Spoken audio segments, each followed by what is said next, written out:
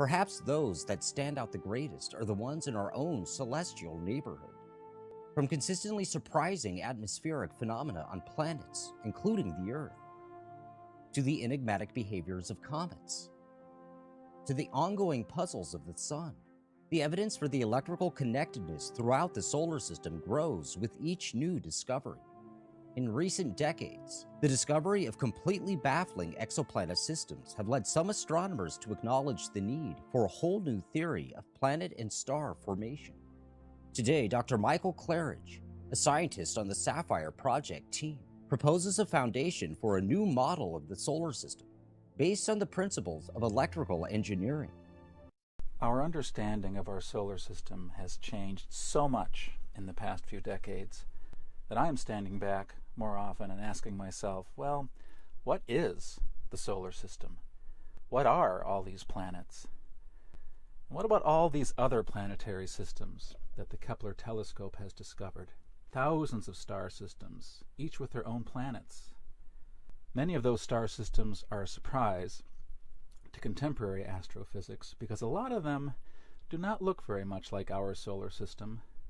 Before we had any idea what other star systems looked like, we assumed, as is reasonable, that other solar systems would all look like ours. That turns out not to be the case. Some stars have giant planets orbiting very close to them. Binary star systems have planets, which, when I was in school, was explained to us how that would not be possible.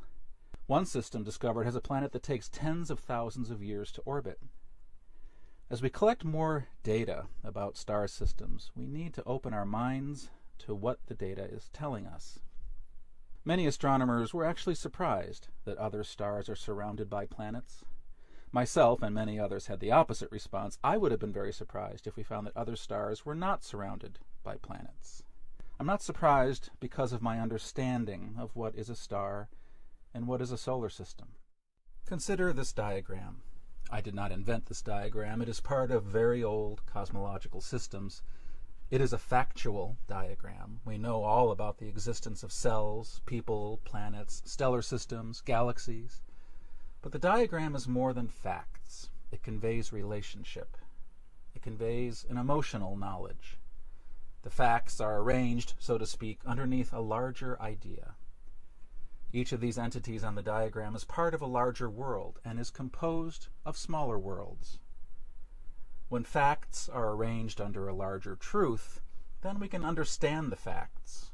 One meaning of understanding is when facts stand under a larger truth. If we are going to understand the data we are gathering about different kinds of planetary systems, we will need to also understand the functions of such systems in the larger world of the galaxy. If we don't understand the various roles star systems can play in the galactic world, then we will never be able to understand what is a solar system. To explore that statement further, we can look in the other direction in the diagram and ask about cells. You and I have the benefit of knowing a lot about cells, but in 1860, when the leading naturalist of the day, Ernst Haeckel, was asked, should young naturalists study cells, he answered, absolutely not. They are uninteresting blobs of protoplasm. There is nothing useful to be learned. He said that in part because of his cosmology, in which cells played no part. So he had no way of understanding what he was looking at. A lot has been learned since 1860, and now we know so much about cells that it takes years of study to get a grasp of how many different kinds of cells there are and all the different functions they play in the body of an animal. Each cell in your body performs very important functions. There are no cells in your body that have no function. Coming back to the cosmological diagram, if one starts with the proper cosmology, then one can ask about function, and then one stands a chance of understanding what one is looking at. If we are not asking about function, we will never really know what we are looking at. One of the functions of planets is to transform solar energy, and every planet does it differently. One aspect of such transformation is weather. Every planet has weather, but every planet has very different weather. On Earth, all the solar influences interact with our atmosphere, magnetosphere, lithosphere, That interaction results in lightning, rain, blue skies, white clouds, soft dew that covers your grass in the morning. But the weather on Jupiter is different. But do not think for a moment that the weather on Jupiter is any less intricate than here on Earth.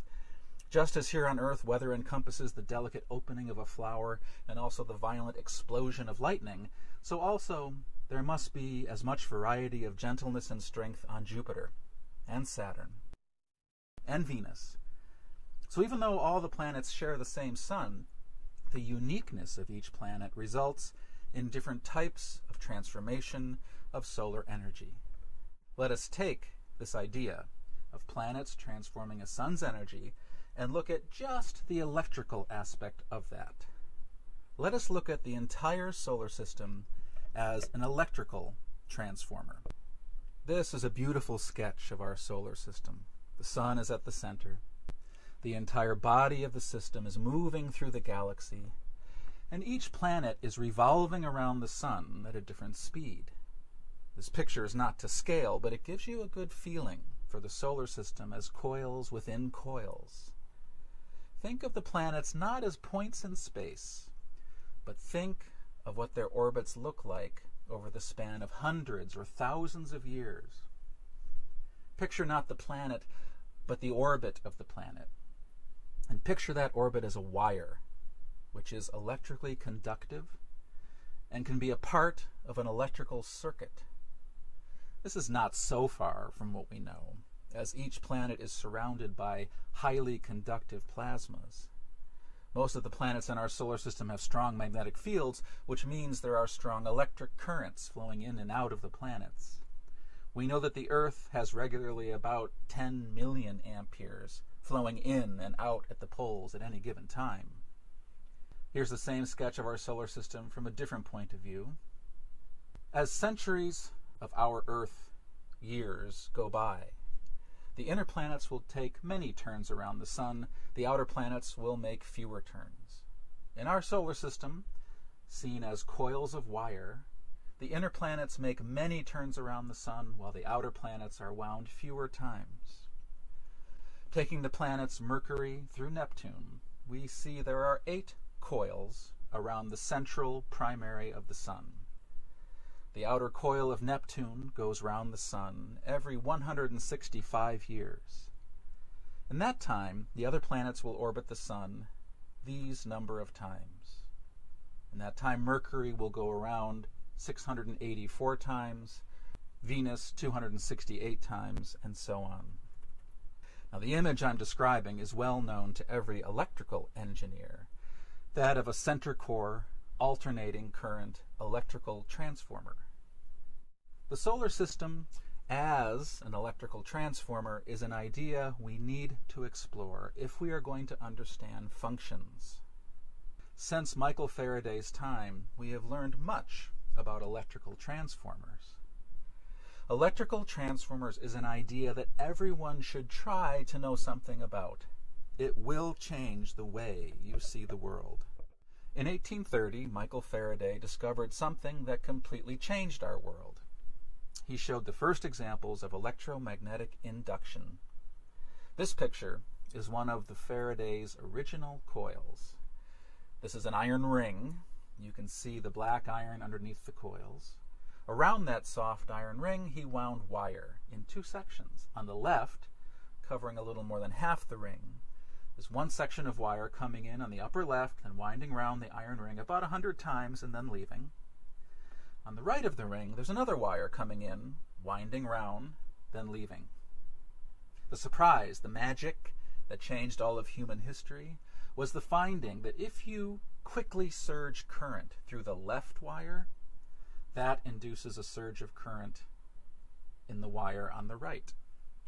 In the world of electricity and magnetism, changes that take place in one location will cause changes in another location by induction. Changes in one place induce changes in another place. We will look at just one more idea from transformer theory, and then we will turn our attention back to stars and planets, a step up or step down transformation of electrical activity.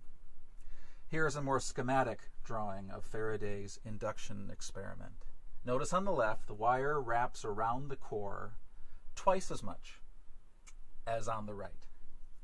Because of this, voltage changes on the left will induce voltage on the right that is only half as strong.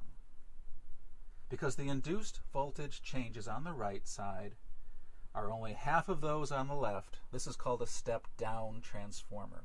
Voltages are stepped down because there are fewer turns of the coil on the right.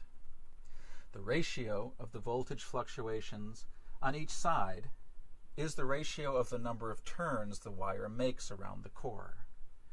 If the left-hand side had 100 times the number of turns on the right, then whatever voltage fluctuations came in on the left would induce 1/100th the size fluctuations on the right. Now, I know the electrical engineers in the audience are miles ahead of my explanation, but at least we're all at a similar starting point. So now take the idea of electrical transformer and bring it to the level of stars and planets. In this picture, the sun is the driving force, the primary coil.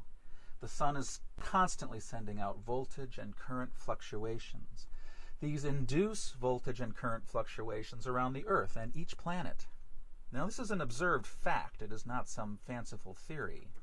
For example, planets with strong magnetic fields like Jupiter and Earth take X-ray emissions from the surface of the sun and transform those into radio emissions around the planet's equator. Here are low-frequency radio emissions around Jupiter resulting from different fluxes of very high-frequency X-rays emitted from the sun. In part 2 of this presentation, Dr. Clarage will further develop the idea of the solar system as a center core electrical transformer, and also show the results from initial experiments to actually build such a transformer. For continuous updates,